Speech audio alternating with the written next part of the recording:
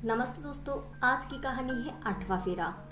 भाई साहब, हमें तो आपकी बिटिया बहुत पसंद आई। जैसे बहू की हमने कल्पना की थी, बिल्कुल वैसी है आपकी काशवी। अपने बेटे के लिए लड़की देखने आई मधु जी। लड़की यानी कि काशवी से मिलकर बोली। जी बहन जी, ये तो बहुत अच्छी बात है। अब काशवी की माँ तो है नहीं, सास के रूप में माँ मिल जाएगी इसे। बस आप लोग सक्षम बेटा से पूछ लो, उन्हें ये रिश्ता मंजूर हो। काशवी के पिता सचिन बोले। अंकल, कोई भी फैसला लेने से पहले मैं काशवी से अकेले में बात करना चाहूंगा, अगर आपकी इजाजत हो तो। सक्षम सचिन से बोला। बिल्कुल बेटा, जाओ काशवी सक्षम को बाहर गार्डन में ले जाओ। सचिन बोले तो काशवी सक्षम के साथ चल दी। चलिए, कहानी को आगे बढ़ने से पहले आपको थोड़ा सा अपने पात्रों से मिलवाते हैं। सचिन जी काशवी और किंशुक के पिता, जिनकी पत्नी का कुछ साल पहले स्वर्गवास हो गया था। उन्होंने अपने बच्चों को खुद से पाला और उच्च शिक्षा के साथ साथ अच्छे संस्कार भी दिए। काशवी एमबीए करके एक एमएनसी फर्म में नौकरी करती है।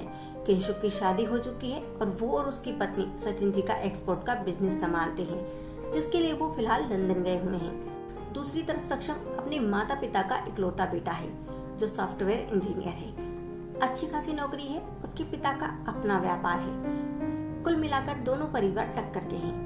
ये है दोनों परिवारों का संक्षिप्त परिचय। चलिए अब सक्षम और काशवी के साथ गार्डन में चलते हैं। देखो काशवी, आप अपने भावी जीवन साथी में क्या चाहती हो वो मुझसे कह सकती हो। अगर मैं आपकी कसौटी पर खरा उतरूं तभी आप हाँ बोलना।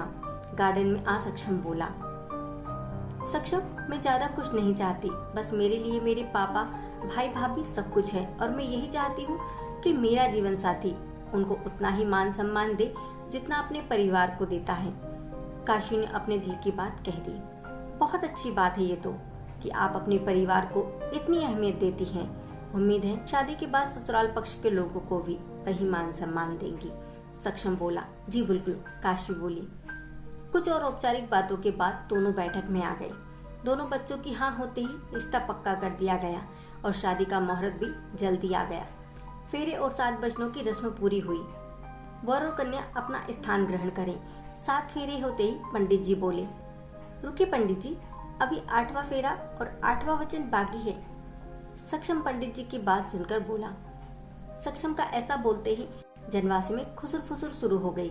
भला 8वां फेरा या 8वां वचन भी होता है कहीं? सबकी जुबान पर बस यही बात थी। बेटा, फेरे और वचन तो 7 ही होते हैं, यही शास्त्रों में लिखा है, यही सनातन में चल रहा है। पंडित जी सक्षम से बोले। पंडित जी, ये 7 फेरे तो हमने एक दूसरे को 7 वचन देकर लिए हैं, जो हमारे आने वाले जीवन को मजबूती प्रदान करेंगे, एक पति पत्नी के रूप में। सक्षम बोला। काशवी भी थोड़ा सा असमंजस में थी कि सक्षम क्या कहना चाहता है। हाँ, तो आप दोनों पति पत्नी के रिश्ते में बंध रहे हैं तो एक दूसरे को ही तो 7 फेरे देंगे, पंडित जी बोले। पंडित जी, हम पति पत्नी के रिश्तों में बंधने के साथ साथ और भी कई रिश्तों में बंध रहे हैं। मेरी पत्नी किसी की बहू होगी और मैं किसी का दामाद भी। तो मैं 8वां वचन अपनी पत्नी को ये देता हूँ कि जैसे तुम मेरे माता पिता की सेवा करोगी, उनका ध्यान रखोगी, उनकी बेटी बनकर रहोगी, वैसे ही मैं भी तुम्हारे पिता का बेटा बनकर उनका ख्याल रखूंगा। साथ ही मैं तुमसे ये वचन चाहता हूँ कि जीवन के किसी मोड़ पर तुम्हारा मेरे माता पिता से मतभेद भी हो तो भी मुझे अलग होने का या उन्हें वृद्धाश्रम छोड़ने का नहीं कहोगी, ना उनसे दुर्व्यवहार करोगी। और अगर तुम्हारे पिता को भी किसी मोड़ पर जरूरत हो तो वो अपने बेटे के पास बेझिझक आ सकते हैं।